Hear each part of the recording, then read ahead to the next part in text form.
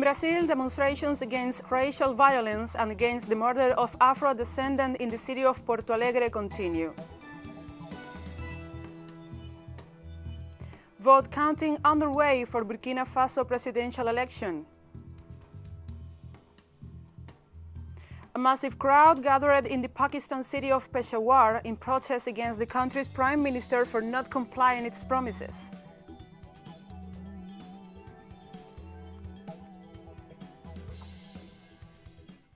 Hello, welcome to TeleSUR English. I'm Gladys Quesada from the TeleSUR headquarters in Havana, Cuba. This is From the South. And we start this news brief in Brazil, where demonstrations against racial violence and against the murder of Afro-descendant in the city of Porto Alegre continue. For the third consecutive day, dozens of residents in Sao Paulo, Rio de Janeiro, and Porto Alegre protest racial violence and reject the murder of young Afro-descendant João Alberto at the hands of the security officials at a supermarket in Porto Alegre on 20 November. For this, the authorities announced the arrest of 2 security guards on charges by homicide by mechanical asphyxiation.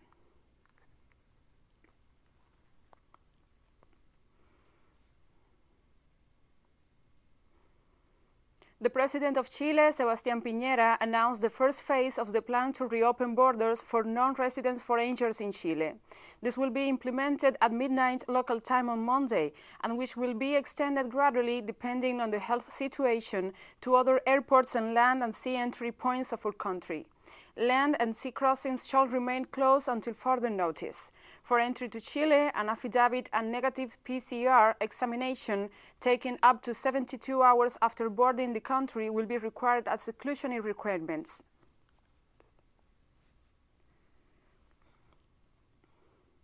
And the situation of systematic murders in Colombia worsens after the murder of the educator Byron Revelo Insuasti this Sunday in the department of Nariño.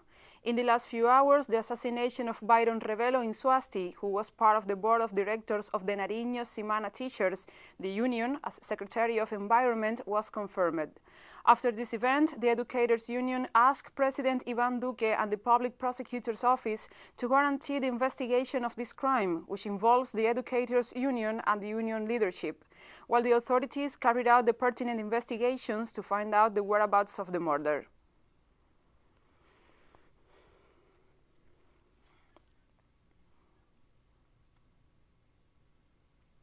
And another massacre has rocked Colombia after 8 coffee growers were killed in Antioquia. According to the mayor of Betania, heavily armed men entered a coffee farm in La Julia on Sunday, where 14 farmers were working. They killed 7 of them on the spot and wounded 3, one of whom succumbed to his injuries. The mayor said the area was home to one of the largest paramilitary organizations called the Gulf Clan, which is currently fighting for control of drug trafficking routes. Meanwhile, another 5 people were killed on Sunday in Cauca by unidentified men.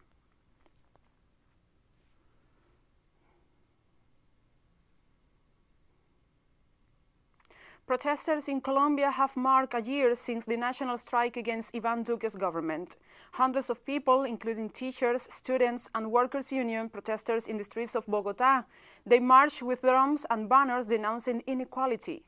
Riot police in black uniforms from the ESMAD unit threw tear gas at demonstrators, who fired back with stones and Molotov cocktails. A police car was vandalized as protesters chassised for the ESMAD for decades of police brutality. On Monday, students will also take to the streets to condemn the murder of Dylan Cruz, killed a year ago by the anti-riot police. We are more students, because students are the future of the country. And it is not simply seeing the fact that this is happening, but putting on our shoes, supporting it, because it's a national strike. You may be fine, but someone else is not well, and it's thinking about equity. After so many deaths, after so much police abuse, clearly the students, the people, and the citizens are tired. Here, not only are there students from the National University, but there are other Colombians who are tired and annoyed by police abuse. I think that at some point Colombia had to wake up, if it did a year ago and is no longer doing it now. Maybe because of the pandemic, that's fine. But I think that students now, we don't care about that. We care more than a virus or whatever. Seriously, the future of Colombia. And hundreds of Guatemalans burned part of the Congress building on Saturday to protest the approval of the 2021 budget and demand the resignation of President Alejandro Giammattei. The incident came as some 7,000 people were demonstrating in front of the National Palace in Guatemala City against the budget. Protesters said the budget was negotiated and passed by legislators in secret, while the Central American country was distracted by the fallout of back-to-back hurricanes and the COVID-19 pandemic. Among various cuts, Guatemalans were angered because lawmakers approved $65,000 to pay for meals for themselves, but cut funding for coronavirus patients, education, and human rights agencies. At all times, I raised my arms. 3, 5, 8 policemen came to beat me and hang me. They put their boot on my head. I think there are images of that. The truth is that the riot was something wrong. We must remember that we are not in those times of government. We are not in times of dictatorship. Far from it. The people can't stand it anymore because they are angry. They burn that here because the president doesn't help them. The people are in need. They are suffering. They are dying of hunger.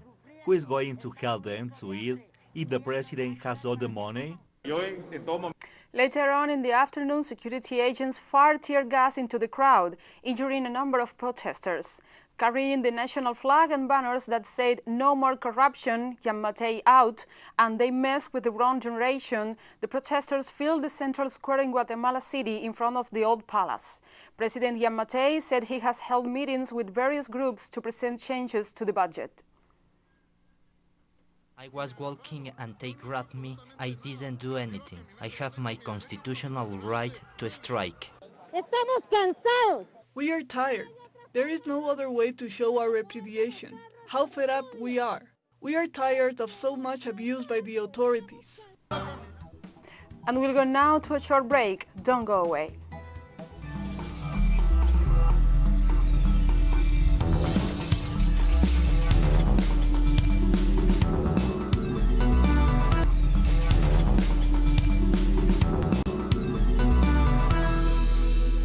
Welcome back to From the South. Millions of people in Burkina Faso have voted in an election marred with accusations of electoral fraud. President Roch Marc Christian Kaboré is expected to win re-election based on opinion polls. The opposition has threatened to reject the results over what they've called a huge operation orchestrated by those in power to carry out massive fraud. More than 6.5 million are eligible to vote, but the turnout is expected to be much lower due to an armed insurgency linked to Al-Qaeda at the Islamic State group. This has forced the Electoral Commission to close polling stations in the north and eastern regions of the country. All these facts challenge us. This is why we decided yesterday to file a complaint with the prosecutor of Faso. But we are well aware of the slowness of our judicial institutions. What we want is not to wait 2 or 3 weeks after the elections for a decision. We want it to be decided now, and it is you, Burkinabes, and your vigilance that will help us to do that. And dozens of workers at the South African Broadcasting Corporation have protested against plans to retrench hundreds of workers. The employees said the retrenchment will have a devastating impact on their families. Last week, the company issued retrenchment notices to 400 permanent staff and canceled the contracts of more than 1,000 freelancers, citing financial challenges. The workers have vowed to continue demonstrating until management withdraws all the dismissal letters issued to the workers.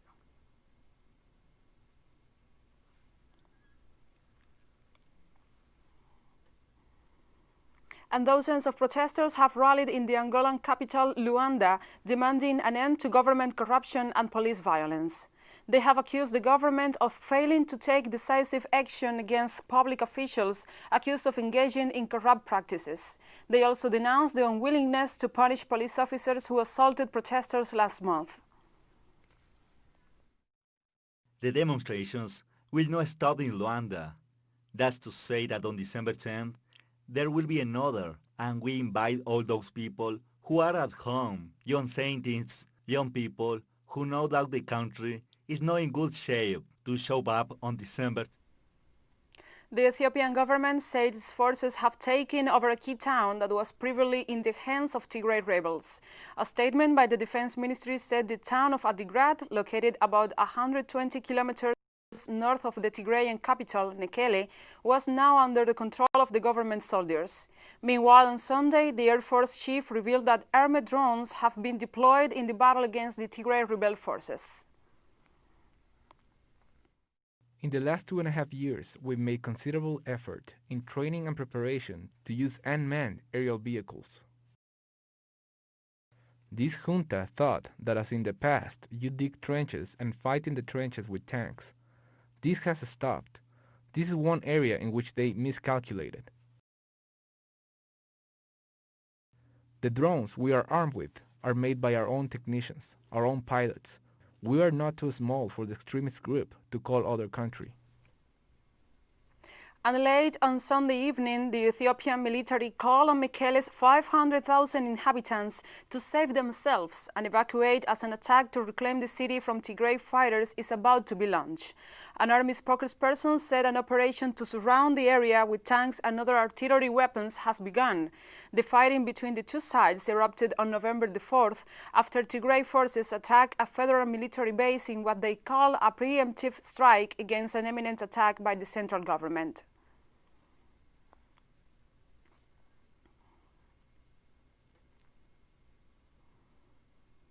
Iran's foreign ministry has said it is willing to engage in a diplomatic exchange with the U.S. despite the many crimes that Washington has committed against the Persian nation in the last 4 decades.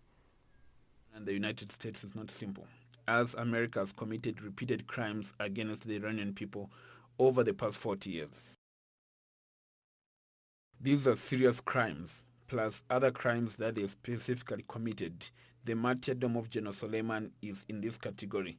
The list can neither be cut down nor forgotten. It is natural that between two members of the United Nations there are well thought out exchanges within a known framework, but this does not mean that Iran will forget this list of crimes. The first female-only boxing tournament in Palestine is taking place against all odds. What was once the monopoly of men and sport that women were kept away from has attracted girls from across the Gaza Strip. 12 girls participated in the tournaments that had 6 different weight categories. Their coach says they was proud of organizing the tournament despite being cash-strapped and hopes to take the boxers out of Gaza for international and regional competitions. The team has so far received an invitation to participate in a boxing event in Kuwait, but it's not yet clear if Israeli authorities will allow them to travel out of the besieged enclave. I used to watch boxers like Mike Tyson and Muhammad Ali. I love watching them fight because they are really good and often win their fights in the first round. Mike Tyson has won more than 55 championships. Many people think that what we are doing is wrong, that we are acting in defiance of morals and traditions. But for me, my family and friends, it is all normal. And they all support me and want to sign up themselves after watching us. For me, this is something very beautiful and normal. And we have more stories after this second short break, so stay with us.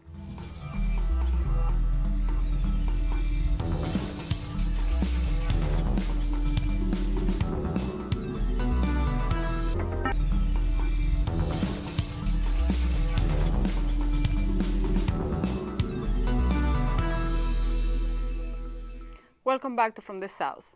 A massive crowd gathered in the Pakistan city of Peshawar in protest against the country's prime minister for not complying with his promises. Hundreds attended a rally called by the Pakistan Democratic Movement, defying the government's ban on its public gathering. Opposition parties allege the prime minister came to power in rigged 2018 elections, backed by the military, thus claiming it is an illegitimate government. Their demands include new elections, the selected prime minister's resignation, and an end to the role of the establishment in politics. I came here to the PDM rally because we are unhappy with Imran Khan. Imran has not done any good work for poor people. I did not vote for Imran Khan and will not vote for him in the future. Imran Khan has not followed through on his promises. I came here to the PDM rally because we are unhappy with Imran Khan. Imran has not done any good work for poor people. I did not vote for Imran Khan and will not vote for him in the future. Imran Khan has not followed through on his promises. Hundreds have taken to the streets in Kyrgyzstan to protest a proposed constitution that critics said will empower the presidency and damage freedom of speech. Several hundred protesters who gathered in the capital, also in the center of the capital, Bishkek, held up signs decrying constitution, a reference to the absolutist rulers who dominated Central Asia for centuries. Constitutional amendments currently undergoing public discussion will return cabinet, forming powers to the president and allow incumbent leaders to run for office. Initiators said the draft constitution should be put to a referendum on January the 10th, the same day that the country is holding presidential elections.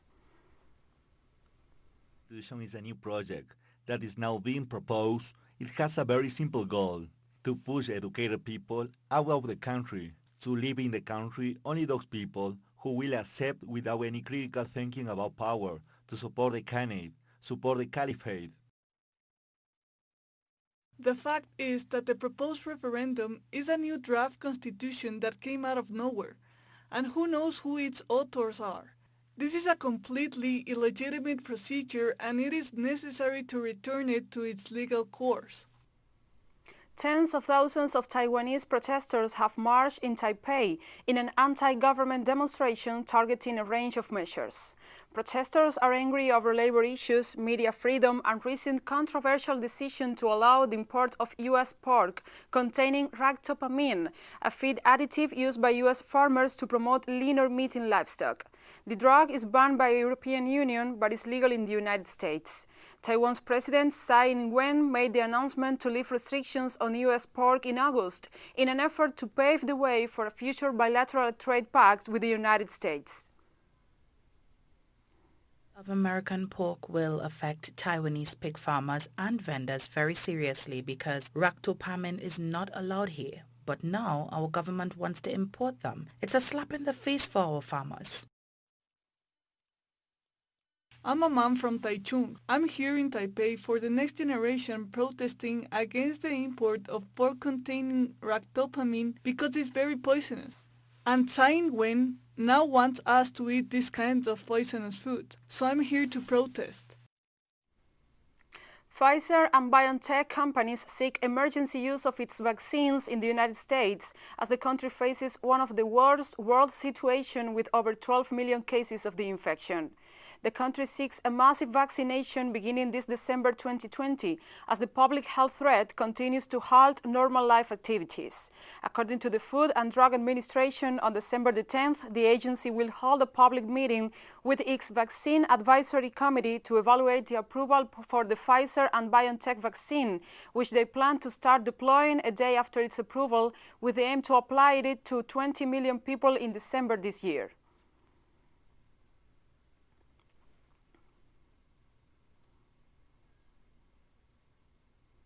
U.S. President-elect Joe Biden is expected to announce his first cabinet picks on Tuesday, according to the members of this transition team. Members of his transition team said the first picks will be announced starting Tuesday. Meanwhile, President Donald Trump continues to deny the legitimacy of Biden's win, and his legal team is mounting challenges in several states against the election results. Trump's refusal to accept the defeat has delayed a routine recognition by the General Services Administration that will allow the official transition to begin.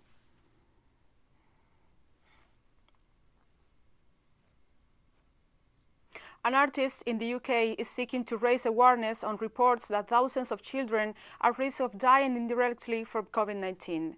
The artist said Sand in Norai created an 11,000 square meter art installation on a hill by Hebden Bridge in northwest England. The work is supported by UNICEF and shows child's face made of sand, and is called 6,000 Children. It aims to raise awareness about the situation of over 6,000 children who are at risk of dying from indirect causes of the COVID-19 pandemic.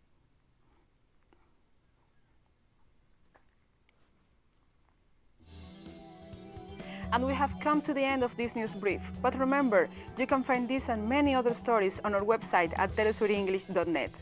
Also, if you feel so inclined, follow us and join us on social media, Facebook, Twitter, and Instagram. For TeleSUR English, I'm Gladys Quesada. Thank you for watching.